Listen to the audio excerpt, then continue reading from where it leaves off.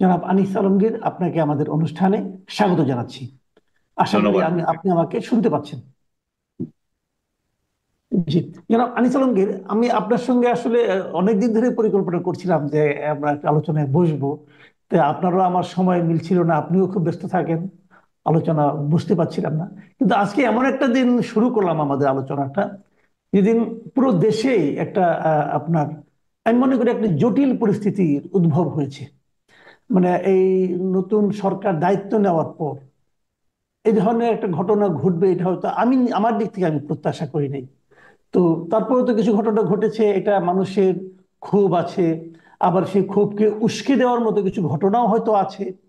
তো এই যে গতকালকে শেখ হাসিনার একটা ভাষণ দেওয়ার ঘোষণা, পাশাপাশি ছাত্রদেরও একটা ভাঙচুরের ঘোষণা, এবং তারপর শেষ পর্যন্ত 32 নম্বরকে বুলডোজার দিয়ে ভেঙে দেওয়া, এই যে পুরো বিষয়টা, এটা নতুন করে ব্যাখ্যা করা কিছু নেই, কিন্তু আপনি এই বিষয়টাকে কিভাবে দেখছেন? এর প্রেক্ষিতে আপনার মনে কি চিন্তার উদ্রেক হয়েছে, এটা যদি আপনি আপনার মতো করে একটু বলেন। আমি প্রথমত এটাকে দেখি যে একটা নৈরাজ্য হিসাবে। আমি নৈরাজ্য এই জন্যই দেখি, আপনি যদি খেয়াল করেন 5ই আগস্ট যেটা ঘটেছিল, সেই সময় একটা শেখ হাসিনা পালিয়ে গিয়েছিলেন, বা উনার ভাষায় উনি পালাতে বাধ্য হয়েছিলেন, কিন্তু দেশে কোনো সরকার ছিল না। কাকে কে দোষ দেবেন? তখন এমন এক পরিস্থিতি দেশের মধ্যে বিরাজ করছিল, একটা আহ, অরাজকতা পরিস্থিতি সেদিন তৈরি হয়েছিল, সেটা আমরা অ্যাকসেপ্ট করতে হয়েছে আমাদের। এটা মানে না করে কোনো উপায় ছিল না, যে না এটা এই করা যেত সেই করা যেত, বলা বলা যায় যে বহু কিছু করা যেত, কিন্তু বাস্তবতা ছিল যে সেদিন এটা প্রতিরোধ করার ক্ষমতা কারো ছিল না। বা থাকলেও, থাকলে একমাত্র ইয়ের ছিল, আর্মি ছিল, কিন্তু তারা সেটাই ওই জায়গায় অ্যাকশন নেয় নাই, জনতার সাথে তারাও সুর মিলিয়ে এটা যা ঘটার করতে দিয়েছিল। কিন্তু গতকাল যেটা ঘটলো, বা এখনো যেগুলো ঘটছে, যে এখানে তো সরকার আছে। একটা সরকার যখন থাকে তখন যদি এই ধরনের ঘটনা ঘটে, কারো বাড়িতে হামলা হয়, আজকে ওইখানে বঙ্গবন্ধুর বাড়ি হামলা হয়েছে তা তো না, আরো অনেকের বাড়িতে হামলা হয়েছে, ঢাকার বাইরেও হচ্ছে। তো এই যে এক একটা হামলা, এগুলোতে কিন্তু সাধারণ মানুষের ক্ষোভ, সাধারণ মানুষ বলবো না, এগুলো আমি বলবো যে যে বৈষম্য বিরোধী আন্দোলনের সঙ্গে যুক্ত, বা এই গণ অভ্যুত্থানের সমর্থক কিছু লোকের যে উন্মাদনা, সেটা যেমন সত্য, তেমনি এটাও তো সত্য যে সরকার সম্পূর্ণরূপে নীরব হয়ে আছে। সরকারের কোনো একটা শব্দ নাই এই পর্যন্ত। আমি আপনার সঙ্গে যখন কথা বলছি সেই পর্যন্ত, তখন পর্যন্ত সরকারের কোনো একটা শব্দ উচ্চারণ করে নাই। তো একটা দেশে এই ধরনের ঘটনা ঘটার পরে আপনার একটা সাধারণ লোকের বাড়ি ও যদি আক্রান্ত হয়, সাধারণ লোকের বাড়ির সামনেও যদি কিছু লোক হ্যারাসমেন্টের শিকার হয়, এবং একটা লুটপাটের দৃশ্য আমরা দেখতে পাই, সরকারের অবশ্যই সেখানে অ্যাক্ট করার প্রয়োজন আছে। সরকার যখন সেটা অ্যাক্ট করে না, তখন বুঝতে হবে যে হয় সরকার এটা সমর্থন করছে, কিংবা সরকার এখানে অকার্যকর। এই জিনিসটা আমাকে আহত করছে, যে সরকার যদি করে যে না আমরা এটা সমর্থন করছি, তো সেটাও প্রকাশ্য করো, তাহলে কোন পলিসিতে এটা রাইট। করছো সেটা থাকা উচিত। আর যদি পলিসি না থাকে, তাহলে যেটা হচ্ছে, সেই যে মব দিয়ে কারো বাড়িতে আক্রমণ করা, এবং এই কালচার যদি চলতে থাকে, তাহলে এটা আমাদের রাষ্ট্রের জন্য ভালো যেমন নয়, তেমনি সরকারের জন্য ভালো নয়। কারণ আপনি আগুন নিয়ে খেলা শিখিয়ে দিচ্ছেন, আগুন ধরিয়ে দিচ্ছেন। এক একজনের বাড়িতে আগুন লাগিয়ে দেওয়া মানে হচ্ছে যে এটা শেষ না। এই আগুনের শেষ কোথায় হবে আমরা কেউ জানি না। এখন এইগুলোর পক্ষে যখন বলা হবে, তখন বলে যে এরা স্বৈরাচারের দোসরের পক্ষে কথা বলছে। এগুলো আরেক ধরনের মূর্খতা। যে স্বৈরাচারের দোসরেরও আবার, যাদেরকে আমরা মিন করছি, তাদেরও আবার মূর্খতা যে এই সরকারের সমালোচনা করছেন, এই সরকারকে তো আপনারাই সাপোর্ট করছেন।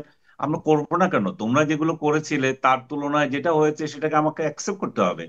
কিন্তু আওয়ামী লীগ এবং শেখ হাসিনার লোকজন এটা এটা এখনো বিশ্বাস করতে পারছে না Sheikh Hasina is the ousted prime minister. তার যে এই কথাটা তার এই কথাটা আমি আপনি এখানে থামাই একটু তাহলে। আপনি হ্যাঁ, যে কথাটা বলতে যাচ্ছেন শেখ হাসিনা সম্পর্কে, এই জন্য আমি থামালাম।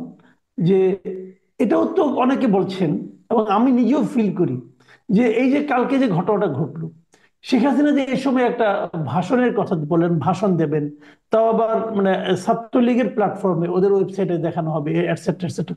তো এই ভাষণটা কি এই ঘটনাগুলোকে উস্কে দিয়েছে, অথবা এই ভাষণটা কি আসলে জরুরি ছিল, অথবা এই ভাষণটার মধ্যে কি আপনি তেমন কিছু পেয়েছেন যা নাকি না শুনলে জাতি হিসেবে আমাদের বিরাট ক্ষতি ক্ষতি হয়ে যেত?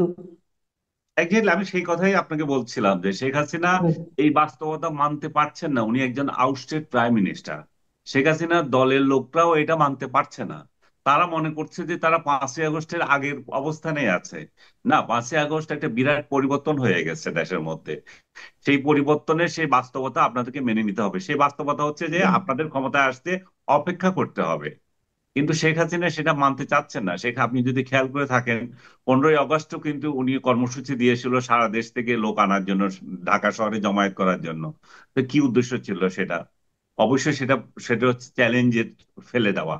তো এখনো উনি যেগুলো করছেন এগুলো উনি উনার উনার একটা লিডারশিপ কোয়ালিটি, যেটা আমরা এতদিন ধরে দেখে আসছি। যেটা বাংলাদেশে আমরা যদি বলি যে বঙ্গবন্ধুর পরে কোনো জাতীয় নেতাকে যদি আমরা স্বীকৃতি দিই, সেটা জিয়াউর রহমান।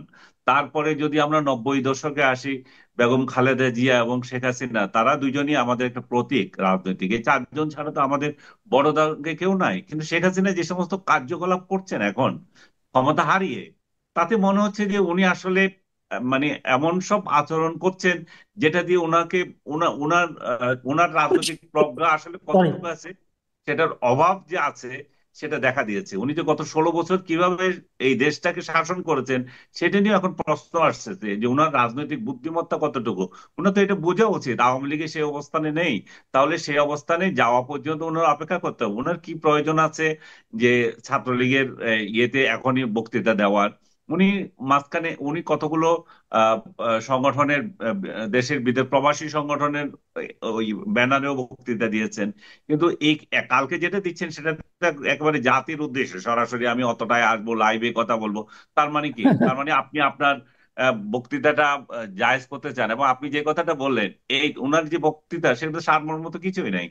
সেই আমি কি করেছি, আমি কি করেছি, আমি কি করেছি, আমার কি দোষ, এই স্বজনহারা বেদনা, একই কাহিনী। তো আমার মনে হচ্ছিল যে উনার অবশ্যই উনার কালকে এই বক্তৃতা দেওয়া এক ধরনের উস্কানি। আবার যারা এগুলা করছে তারাও একটু পরিকল্পিত ভাবে করেছে। এটা শুধুমাত্র যে তাৎক্ষণিক ভাবে করে ফেলেছে তা না। কারণ এই বুলডোজার গুলো কিভাবে আসলো, এদেরকে টাকা পয়সা কারা দিচ্ছে, এবং এই যে আপনার ঢাকার বাইরে আপনার যে আহ, বাড়িঘর পোড়াচ্ছে, তাদের পেছনে কে আছে? তো সবগুলো মিলিয়ে আপনি যদি চিন্তা করেন, তাহলে মনে হয় যেন সব কোনোটা কোনোটাই অপরিকল্পিত না। শেখ হাসিনাও পরিকল্পিত ভাবে উনার ক্ষমতা হারানোর 6 মাসের মাথায় সেই দিনেই উনি বক্তৃতা দিচ্ছেন। আর এরাও ঠিক ক্ষমতা হারানোর 6 মাসের মাথায় ওই দিনে বক্তৃতা আপনার ইয়ে করছে, এই সরি, চ্যালেঞ্জে নিয়েছে সারা দেশ থেকে তাদেরকে, তাদের তাদের বিরুদ্ধে নামার জন্য এবং বঙ্গবন্ধুর বাড়ি ডেমোলিশ করার জন্য। তো আমার মনে হচ্ছে যে আপনি যেটা বললেন, উস্কানি পাল্টা উস্কানি দুইটাই চলছে। এই যে আপনি কথাটা বললেন যে মানে দুই পক্ষেরই উস্কানি থাকতে পারে, দুই পক্ষেরই ভূমিকা থাকতে পারে, দুই পক্ষেরই পূর্ব পরিকল্পনা থাকতে পারে, সবই পারে। কিন্তু সরকারের যে অবস্থানটা, যে একদিন আগেই কিন্তু তারা ঘোষণা দিয়েছিল বুলডোজার অভিযান চলবে, ঘোষণা দেওয়া কিন্তু এটা এটা গোপন কিছু না, আচমকা কিছু নয়। তো ঘোষিত একটা কর্মসূচি, এবং যেটা ঘোষিত একটা ধ্বংসাত্মক কর্মসূচি, তো এটা ঘুরিয়ে দেওয়া তো একটা ধ্বংসাত্মক বিষয়। তো এটা যদি হয়, সরকার সেটা প্রতিরোধের জন্য কোনো চেষ্টা তেমন করেছে বলে আমার কাছে মনে হয়নি। আমি জানি না আপনার কাছে কি মনে হয়েছে। কিন্তু এই সব মিলিয়ে ঘটনাটা ঘটে যাওয়ার পর সারা দুনিয়ার কাছে আমাদের, অথবা আমাদের এই সরকারের ইমেজটা কি ক্ষতিগ্রস্ত হবে না একটু? না, আমাদের ইমেজ তো মোটেও ভালো যাচ্ছে না। আজকে সারা ওয়ার্ল্ডে এই ঘটনা ইয়ে হয়েছে আপনার, কাভারেজ হয়েছে যে বাংলাদেশের স্থপতির বাড়ি আবার ডেমলিশ করা হয়েছে এবং শেখ হাসিনার বাড়ি ডেমলিশ করা হয়েছে ওইভাবে। তো যেই যেই যেই নিউজ যেভাবে আসতেছে, সর- সেটাতে তো সরকারের ইমেজ এমন অবস্থায় যাচ্ছে যে এই দেশে তো বিনিয়োগের জন্য কেউ আসবে না, এই দেশের উপর তো আস্থা রাখবে না, এই দেশে যারা বিজনেস করছে তারাও তো তারাও তো নিরাপদ বোধ করবে না। তাহলে এখান থেকে বিজনেস গুলো বাইরে চলে যাবে। ইভেন বাইরের লোক আসবে কি, আমার দেশের লোকই তো ইনভেস্ট করছে না।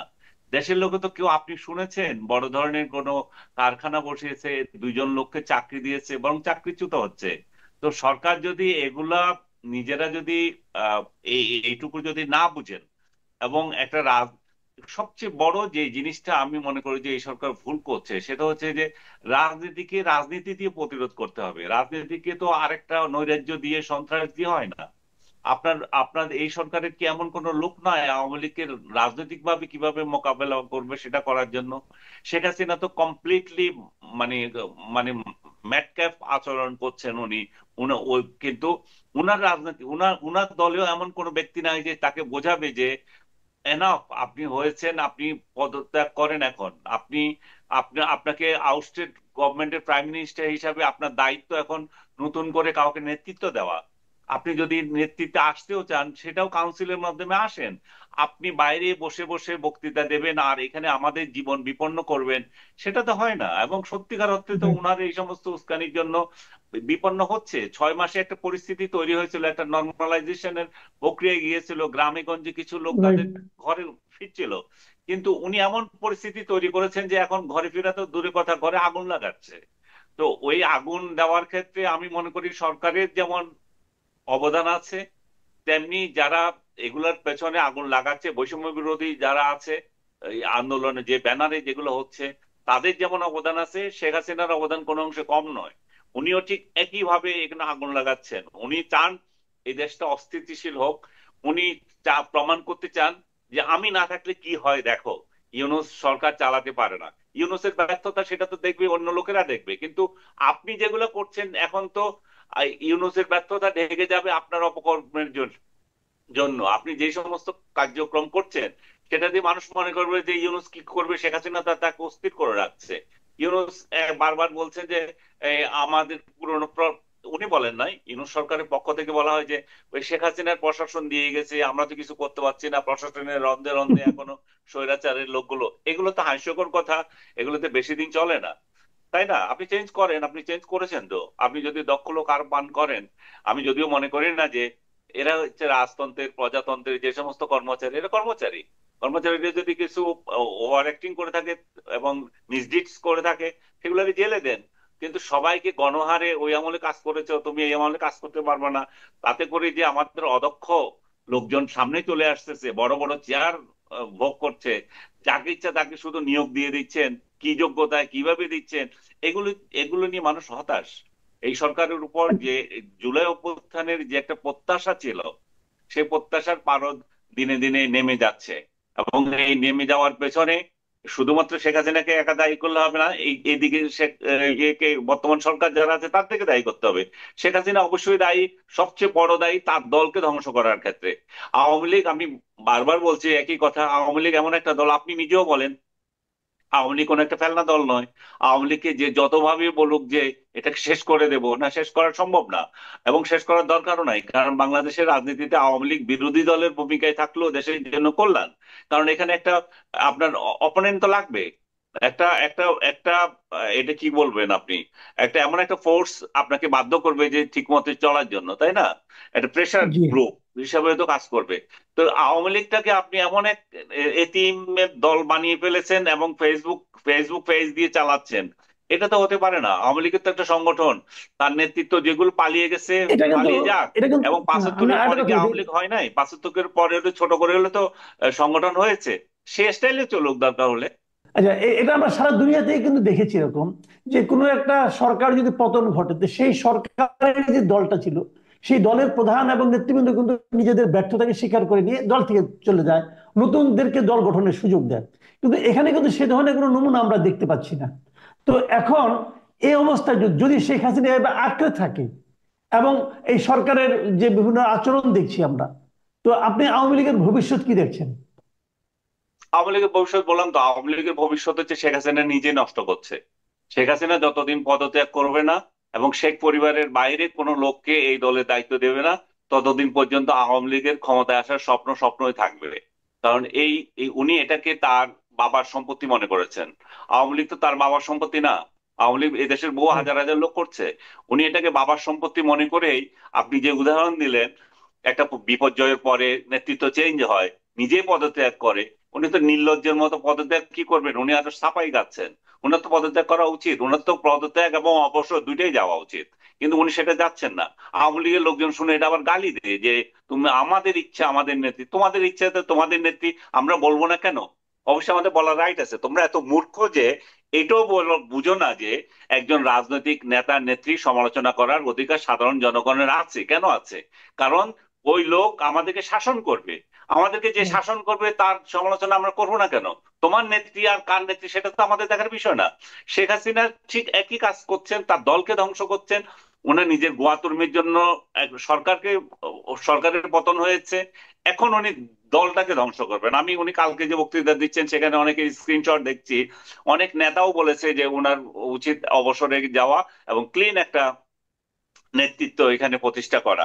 এবং আওয়ামী লীগের বহু নেতা ব্যক্তিগতভাবে আমাকেও বলে, কিন্তু সেটা ওরা বলতে পারে না, ওনাকে প্রকাশ্যে কোথাও বলতে পারে না যে এই এই নেত্রীর এখন পদত্যাগ করে আমাদের নতুন নতুন নেতৃত্ব আসা উচিত। সেটা তাদের সম্ভব হয় না বলা। ও তাদের যে ধরনের রাজনীতি তারা করে আসছে, এই ধরনের রাজনৈতিক দলগুলো তো স্বৈরতান্ত্রিক ধরনের রাজনীতি করে। তারা বাইরে বড় বড় কথা বলে, গণতন্ত্রের জন্য কথা বলে, নিজেদের নিজের দলেই তো ষড়যন্ত্র তারা চালিয়ে যাচ্ছে। তাদের বিরুদ্ধে তো কেউ কথা বলে টিকতে পারবে না। জি, অনেক ধন্যবাদ, অনেক ধন্যবাদ জনাব আনিস আলমগীর। প্রিয় দর্শক, আপনারা শুনলেন যে আনিস আলমগীর এমনিতেই, আপনারা যারা ওনাকে ওনার সোশ্যাল মিডিয়ায় ফলো করেন, আপনারা দেখবেন উনি কিন্তু অনেক অপ্রিয় কথা খুবই স্পষ্ট ভাষায় ওনার মতো করে বলেন। এই জন্য প্রশংসিত হন, অনেকের কাছে সমালোচিত হন, এবং অনেকের কাছে প্রিয় হয়ে ওঠেন। তো উনি আমার কাছে সেই জন্যই প্রিয় যে উনি, ওনার কাছ থেকে অন্তত অনেস্ট অপিনিয়নটা পাওয়া যায়। আপনারা ওনার কথা শুনলেন, আপনারা নিশ্চয়ই ওনার কথা থেকে চিন্তা করার অনেক খোরাক পাবেন।